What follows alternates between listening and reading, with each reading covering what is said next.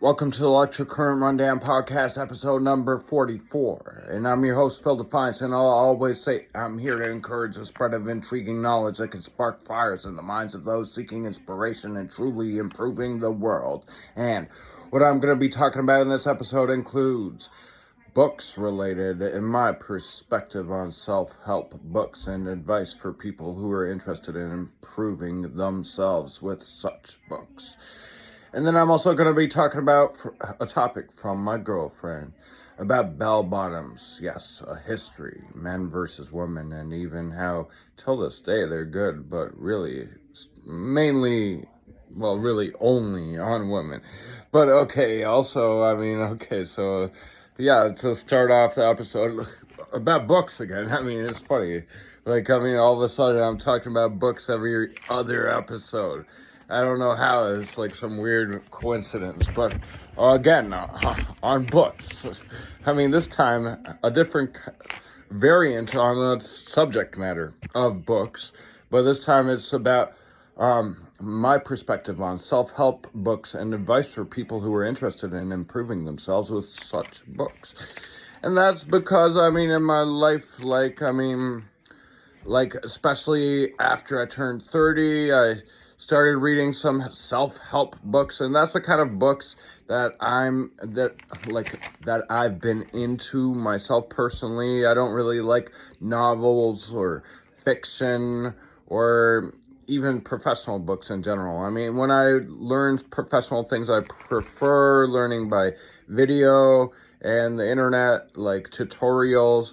But when it comes to books, I like self-help books. That's my personal type of thing, and that's why I'm talking about this, because I have a article on the internet that gives me ideas for topics. Sometimes I pull out different things, and one of them this time around was about like a book review. And so I was thinking, what books can I really review? Well, the only thing I really can talk about is books I've read myself. And I'm not going to get explicit or specific on actual specific books that I read, but yes, I'll just go on a general tandem about it. The fact that I've read books that happen to be of the self-help variety. But okay, so I'm going to talk about that. I'm going to continue on that right after this quick break. So on this break, I'm going to say at planebold.com, we usually have some sales, so you can save money too. Be like a goose on a plane, on a flight to a great adventure. Go to planebold.com. That's plane, like airplane, planebold.com. And when I say goose, it's because the clothing line that I created, I call it Plain Goose. But either way, so okay, yeah, check those out. Buy some stuff. Even if it's not today, maybe in the future. But regardless, okay, so, okay, I'm going to continue on that topic of self-help books. Okay, I'll just have to say, really, just think about it, it really helped me. Just reading some books, these types of things, self-help books, they could really help you. You should look into them. A lot of people really should be doing this kind of thing because it could actually improve them. I read books on topics like how to be more charismatic, although I already was, but I wanted to upgrade myself a bit. And then I also read books on, learning from your own failures and, how to, get better in life based on, previous mistakes and failures. And I read other self-help books, on other topics that just helped me in general. That's what a lot of people should be doing. You don't gotta read the same books that I've read, or even the self-help books on those exact same topics. Everyone's a little different, and everyone wants to improve on themselves in different ways. But I'm just telling you, whatever it is that you want to improve about yourself, it doesn't have to be this or that thing in particular, but whatever you feel like you want to improve about yourself, it's really a good idea to read self-help books. And then not just read the book, because it's sometimes people, they read stuff and they don't really take it in, and then a year or two later, it's almost as if they never even read that book. They only got a little general idea of what they read. I mean, if you're going to read a self-help book, don't do it. Don't do it like that. Don't take that approach. Like, I mean, really, you should be like going like really at an angle of trying to soak the information in and really trying to like get yourself to incorporate the things that you learned in that kind of book. Because if you really do that, then you could really improve yourself in whichever way that you're trying to, based on the type of book that you're reading that's of the self-help variety. And then next thing you know, a couple years will pass, and next thing you know, you'll look back at yourself before you read that book, and you'll be like, wow, like I really have changed myself, and a lot of it has to do with that one book. And if you read more than one, then next thing you know, you're incorporating the concepts from more than one of such books, and suddenly you become like a totally improved version of yourself. And this type of thing can fully like change your life. Like next thing you know, like you got better job prospects, better job opportunities, maybe better relationships with your friends, your family, your wife, or whatever you want, like things of that nature, and it's just going to make your life better. So like, I mean, you should really look into that.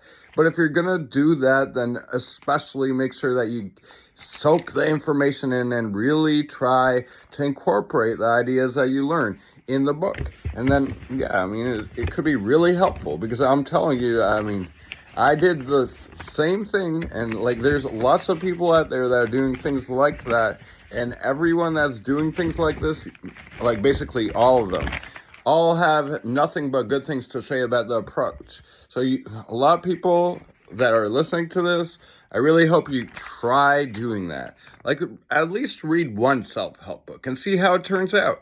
I mean, on whatever topic that interests you, in whatever way that you feel like you can improve in. And watch, I bet you any money you're going to be thanking me in the future, like feeling thankful of me that I led you in that direction, because next thing you know, you're going to end up improving yourself, and it's going to be just, you're going to love it. I bet any money, and I dare you to do it. I dare you, so go and try it. I hope you do, honestly. Because why not? We all should be trying to improve ourselves, and you being a part of my audience, well, I hope you especially to improve yourself, because I mean, I appreciate having an audience because I'm doing this, like, I like doing this. So like, I mean, if you're a part of my audience, I want to help you because you're helping me too.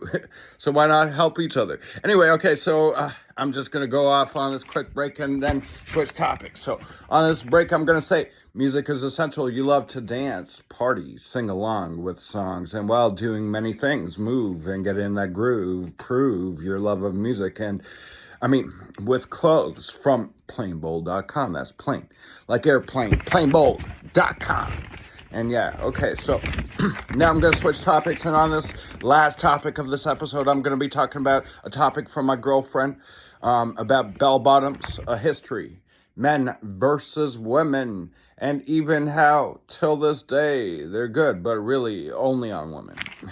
So, I mean, like, just thinking about it, like, really, bell bottoms got really popular in the 1970s, and that was, like, from around 1975 or maybe 1974, something like that. And throughout that latter part of the 70s decade, like the last 6 years or so, they were a big thing. But then suddenly, by the end of the decade, like, I mean, as the 80s came around, like, suddenly they became unpopular, like, because things just like rapidly changed as the decades switched from the 70s into the 80s. I mean, me, myself, I was born in the 80s. I don't know from personal experience what the 70s was like. I can only reference what I've heard from people that were alive at that time, or from movies that I've seen that were made in that point in history. But, like, I mean, when it comes to 80s, I do have memories of that because I was born in 83. So, like, I mean, just thinking about, like, the 80s in general, I don't recall bell bottoms too. So, I mean, I'm talking about personal experience from my own memories of childhood when it comes to bell bottoms in particular. But yeah, I mean, and like, I mean, anybody that knows a little bit about bell bottom history knows that, like, I mean, by the 80s, they were not really popular anymore. But obviously, I mean, look at the movies that from the 70s, like, bell bottoms were really a big thing in the 70s. And it's like something that's like, typical of the 1970s. When you think about the 1970s, you think about bell bottoms. That's one thing that's like commonly known about the 70s, like amongst like popular culture amongst younger people.